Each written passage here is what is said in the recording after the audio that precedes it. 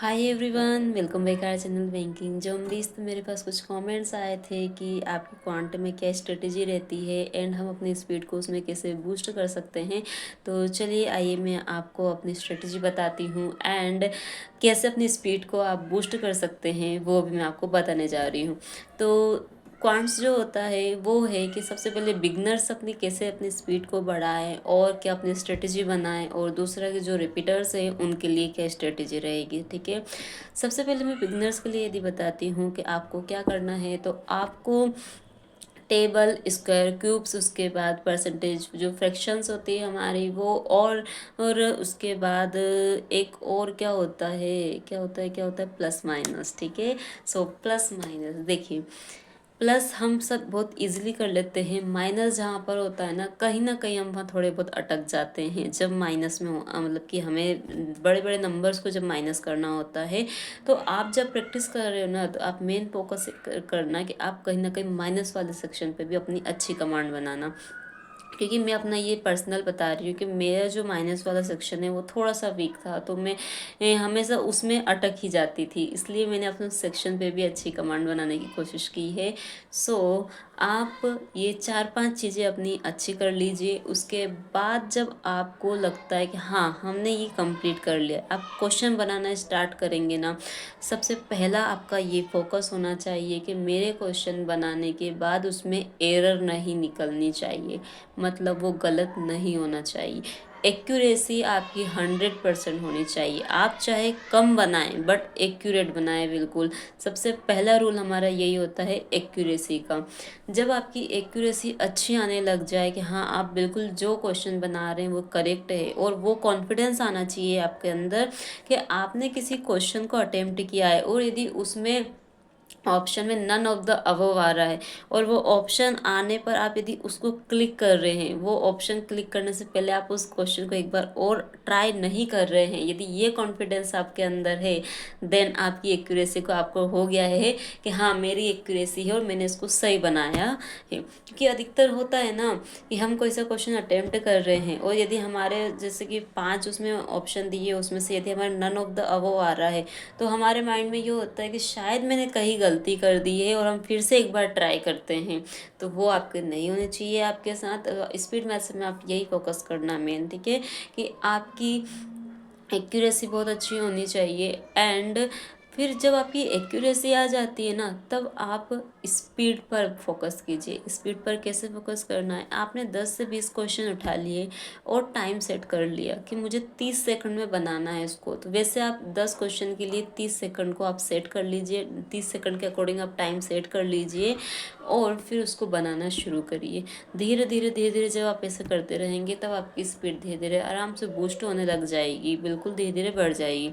उसके बाद number series में आप क्या करेंगे, तो नंबर सीरीज में आप आशीष अरोड़ा सर, वैसे जैसे मैंने जिनसे पढ़ा है मैं आपको उनका ही बता रही हूँ कि आशीष अरोड़ा सर ने कुछ पैटर्न बताए हैं। वो पैटर्न यदि आप कर लेंगे, मुश्किल से 15 से 20 पैटर्न हैं जो कि मतलब वही घूमते रहते हैं हमारी एग्ज़ाम में। तो आप वो पैटर्न अच्छे से कर लीजिए। जब वो पैटर्न आ जाते हैं, उसके बाद जब आप बहुत ज़्यादा मल्टीपल नंबर और में कैसे सीरीज़ को सॉल्व करेंगे, तब आप देखेंगे कि मतलब एक रहता ना हमारा माइंड का जो रहता ना एक्सपेंड होने लगती है, हमारी मेमोरी भी एक्सपेंड होने लगती है।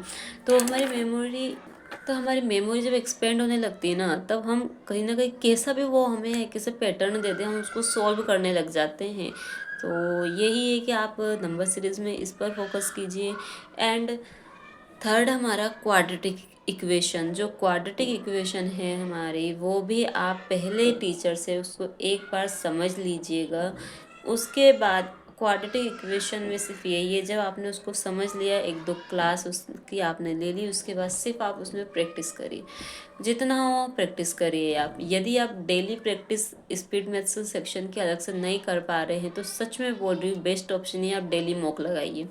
आपकी बिल्कुल अरिथमेटिक में भी हर चैप्टर की प्रैक्टिस होगी, उसके बाद इधर क्वांट में, सॉरी, स्पीड मैथ्स में हर उसकी आपकी प्रैक्टिस हो जाएगी। डेली मॉक लगाने से। सो यदि आप ये चाहते हैं कि हाँ कि मतलब अब जैसे आपके ये सेक्शन कंप्लीट हो गया, अब आप अरिथमेटिक पे आएंगे, तो अरिथमेटिक का तो सिर्फ यही है कि आप एक एक चैप्टर उठाइए अपना और उसके बाद उसकी प्रैक्टिस करिए। जब तक आपको वो चैप्टर मतलब मन से संतुष्टि नहीं हो रही ना कि हाँ मैं इसमें अब क्वेश्चन अटेम्प्ट नहीं कर पा रहा हूँ, फिर उठाइए। लगता है आपको कि अब मैं हो गया हूँ तैयार इसमें, तो फिर बस कि हाँ मैं इसके कैसे भी क्वेश्चन आएंगे मैं इसको सॉल्व कर लूँगा, ऐसे जब कमांड बन जाए ना तब कि दूसरे चैप्टर पे आ जाइए। पर अरिथमेटिक का तो सिर्फ यही रूल है कि जब तक आपको आपके मन से संतुष्टि नहीं मिल रही है ना तब तक आप उस चैप्टर को छोड़िए मत, बिल्कुल करते रहिए सॉल्व उसको। एंड डीआई का तो यही है कि आप स्पीड मैथ्स एंड अरिथमेटिक इन दोनों का मिक्सचर ही डीआई होता है। डीआई में होता है कि स्पीड मैथ्स का देखा जाता है कि आपको अच्छे से उसमें यदि आपकी स्पीड अच्छी है तो आप बहुत जल्दी क्वेश्चन बना पाएंगे, और अगर आपका अरिथमेटिक अच्छा है तो इधर आपको, तो आप डीआई के लिए क्या करेंगे, डीआई के लिए आप पहले दिन से ही उसको उठाना शुरू कर दीजिए।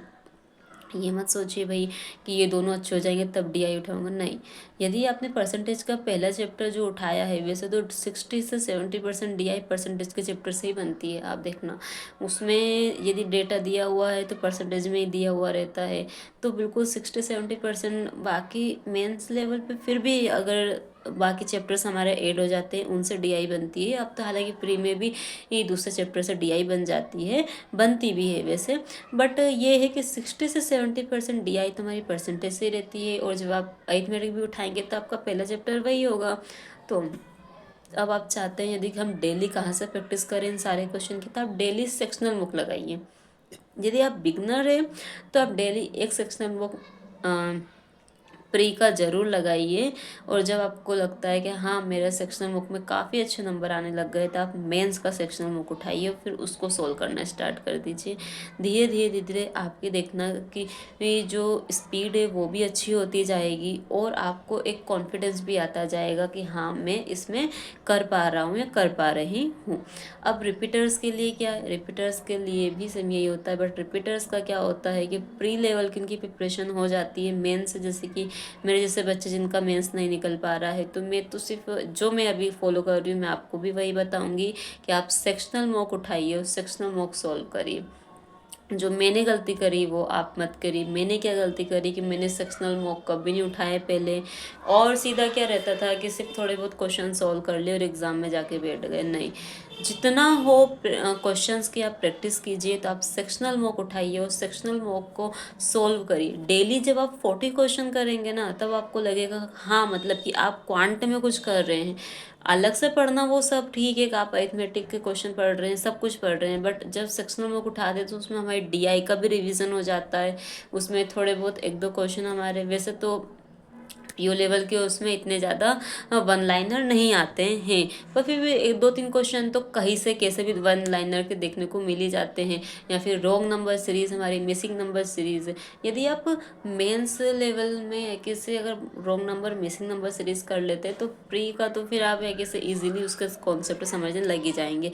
सो रिपीटर्स के लिए तो सिर्फ ये है कि आप मेंस के मॉक उठाइए और सोल्व करिए उनको। जब आप वहाँ से उठाएंगे तो आपको क्या होगा कि समझ में आएगा हाँ मेरा ये वाला चैप्टर वीक है। अदरवाइज हम लोगों का ऐसे तो ये होता है कि हमारे मन में ये होता है मैंने तो सब पढ़ रखा है अब मैं स्टार्ट कहाँ से करूँ और कैसे, क्योंकि मुझे तो ऐसे लगता है कि हाँ मैंने सब पढ़ रखा है। बट जब क्वेश्चन करते हैं ना उस टाइम पे जब एक दो क्वेश्चन में फंस जाते हैं तो लगता है कि मतलब, और फिर उस टाइम पे ऐसा लगता है कि इस चैप्टर को मैंने कितनी बार कर लिया, क्या प्रॉब्लम है, और पता नहीं बिल्कुल समझ ही नहीं आता है। सो आप यदि मॉक उठाएंगे तो मॉक में 40 क्वेश्चन जब आप 40 से 50 क्वेश्चन जब आप करेंगे तो वहाँ से आपको समझ में आने लग जाएगा। और वहाँ पर जब मॉक में आपसे नहीं बन रहा है तो आप उनकी स्ट्रेटजी देखेंगे तो आपको तब भी समझ में आएगा कि हाँ मेरे से यहाँ गलती हुई थी, ये हुआ था, ऐसा करके। तो आप मेंस का मॉक उठाइए, तो आपको जब आप मेंस का मॉक उठाएंगे आपसे यदि कोई सा क्वेश्चन सोल्व नहीं होगा तो आपको खुद से ऐसा लगेगा कि मुझे ये वाला चैप्टर करना चाहिए, तो आप उस चैप्टर को उठाएंगे फिर। तो रिपीटर्स वाले बच्चे तो आप मेंस का ही मॉक लीजिए, और आप जब मेंस का मॉक उठाएंगे तो सीरियसली में आप इसको करके देखना, आपको किसी किसी और की गाइडेंस की ज़रूरत नहीं पड़ेगी। आप खुद को ही समझने लग जाओगे हाँ मुझे अब क्या करना है केसेस में। क्योंकि अधिकतर हम लोग की यही गलती होती है कि हम प्री के बहुत मॉक लगाते हैं। प्री का देखना मतलब मैंने भी है कैसे अपनी जितनी भी टेस्ट सीरीज खरीदी है उसमें प्री का बिल्कुल सारे मॉक मेरे कंप्लीट है, बस मेंस के कभी कोई पूरे मॉक नहीं लगाता है। जबकि प्री से ज़्यादा मेंस इंपॉर्टेंट होता है हमारा, तो हमें मेंस के प्री से ज़्यादा मॉक लगाने चाहिए। इसलिए आप जितनी कोशिश हो उतने मेंस के मॉक लगाइए, वो भी सेक्शनल मॉक लगाइए आप। तो सेक्शनल मॉक से क्या होगा, हमारे अंदर कॉन्फिडेंस आने लगता है। जब हम फुल मॉक उठा के बैठ जाते हैं ना, जब हमारे नंबर नहीं आते तो हमें उस मॉक टेस्ट से डर लगने लगता है, फिर हम नेक्स्ट मॉक उठाने की हिम्मत नहीं करते कि भाई मेरे तो इतने नंबर नहीं आते हैं, ऊपर से फिर वो 2 घंटे की कंसिस्टेंसी से बैठना वो भी बहुत मुश्किल हो जाता है। इसलिए सबसे पहले आप सेक्शनल मॉक उठाइए। जब आपके सेक्शनल मॉक में नंबर अच्छे आने लग जाते हैं, कॉन्फिडेंस आने लग जाता है हर एक सेक्शन में, फिर जब आप मेंस का मॉक लगाने बैठते हैं ना, तो आपका जब क्वेश्चन बनाने लगते हैं तो इंटरेस्ट बढ़ता जाता है, तो वो 2 घंटे पता नहीं चलते हैं। और अदरवाइज जब आपसे क्वेश्चन नहीं बनते हैं ना, तो 2 घंटे पहाड़ जैसे लगते हैं। इसलिए सबसे पहला ये हम लोग मेंस के मॉक उठाएंगे, उसको सॉल्व करेंगे, ठीक है। सो इतनी सी ही एक जानकारी थी। यदि आपको ये अच्छा लगा हो वीडियो तो प्लीज़ चैनल को लाइक एंड सब्सक्राइब करना बिल्कुल मत भूलना। Thank you, bye bye.